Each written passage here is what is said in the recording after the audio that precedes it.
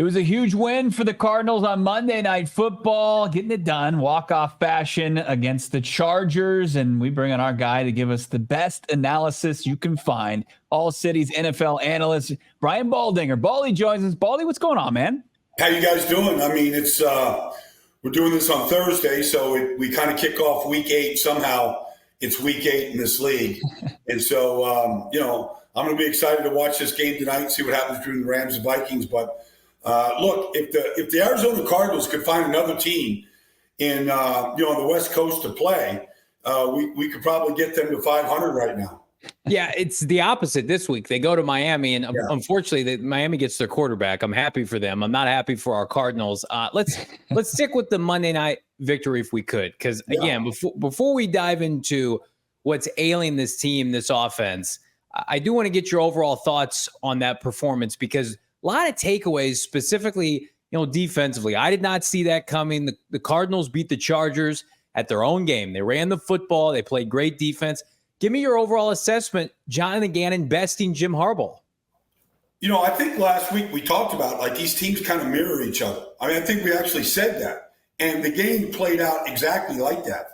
And you're right, James Conner was phenomenal. The offensive line took control of the game. The secondary of the Cardinals is about as, Starling Thomas and Bo Melton and these guys, probably played as well as they've played as a group all year long. They got pass rush.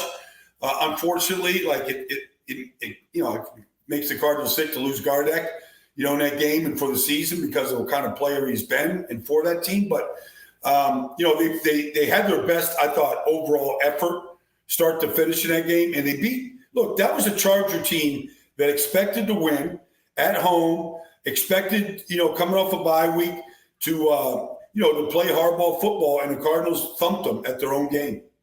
Let's talk about the 44-yard touchdown from Kyler Murray, which was absolutely had to have it on that. What did you see from that play, and what did you see just from the Cardinals franchise quarterback overall in that game?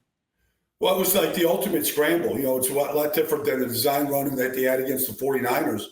But, it's classic Kyler Murray where, he's almost impossible to defend when he gets out like that. The way that he's able to just find the running lanes to turn the corner I would call him an angle assassin. Because if you think you're taking an angle to get to him, he's going to assassinate you. And that's what he did. He's the angle assassin. And, the Chargers have had problems tackling the secondary. But way before Harbaugh got there, it's been an issue. But it was the difference in the game, that one play. James Conner leads the NFL in broken tackles by, I think, over 30%, near the next closest guy. Maybe I naively thought coming into this year the Cardinals would evolve offensively.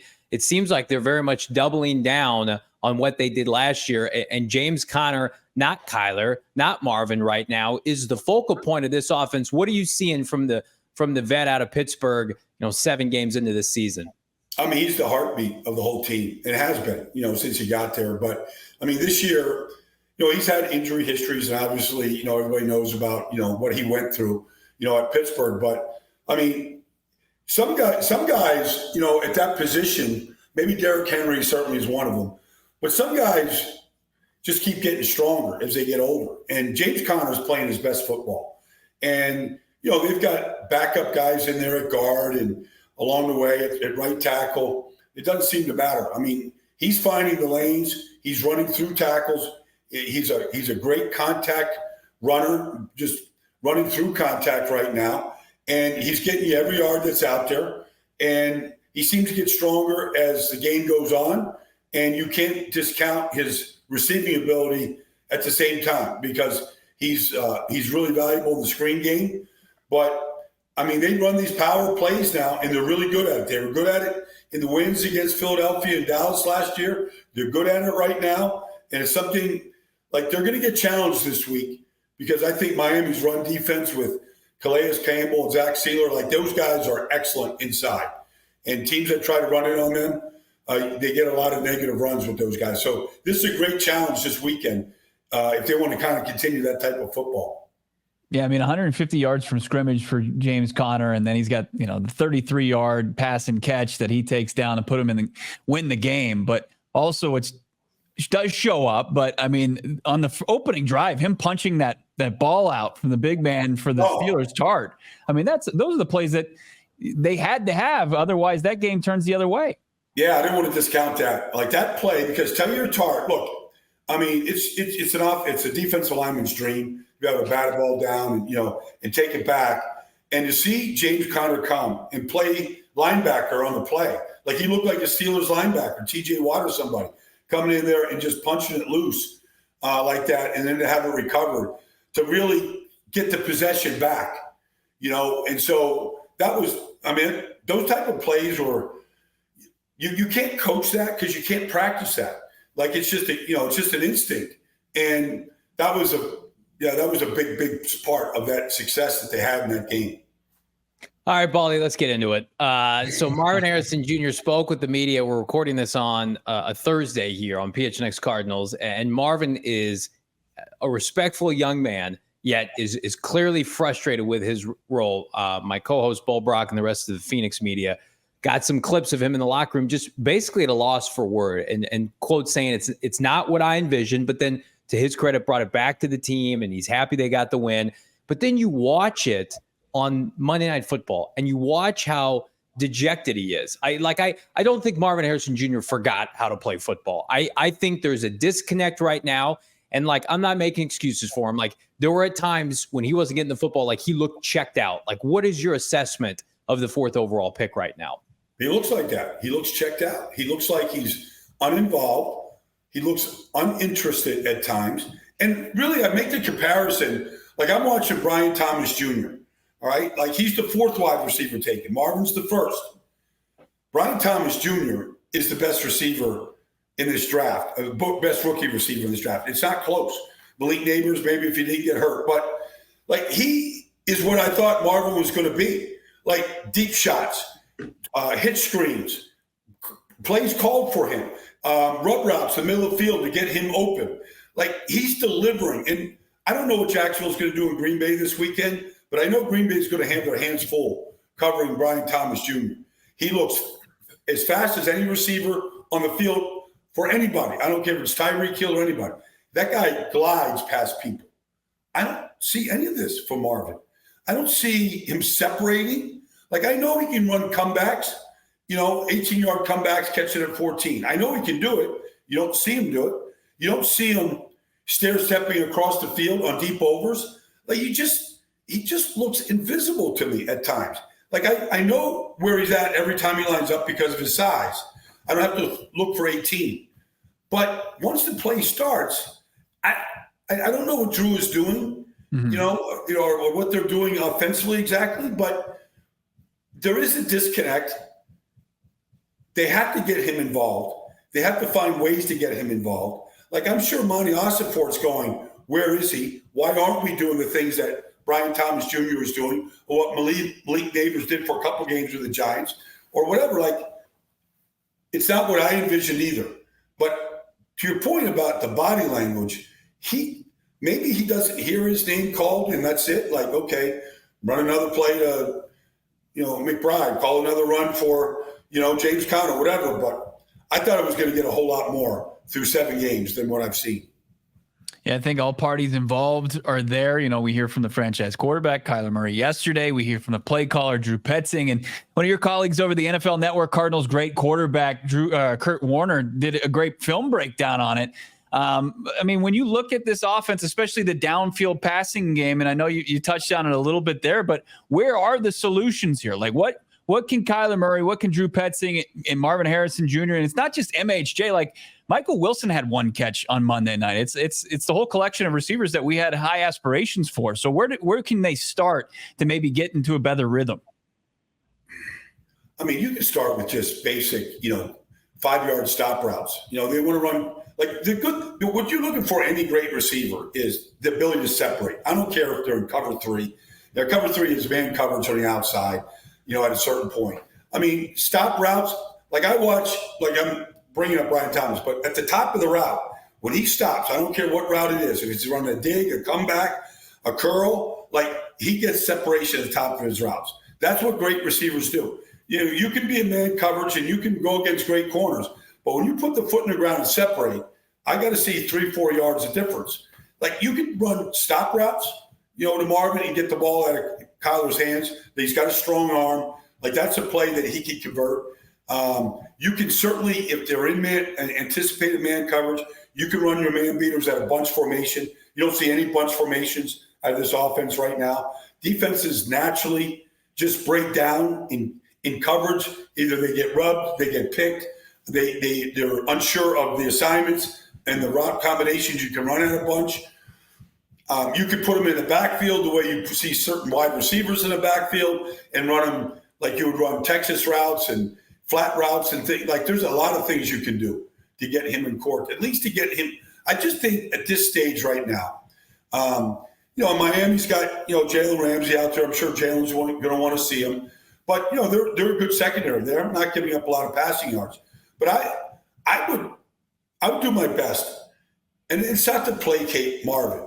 But I don't care what receiver it is. If they get involved early, they're a lot more involved in the game. And that's what I think I would try to do this weekend in Miami.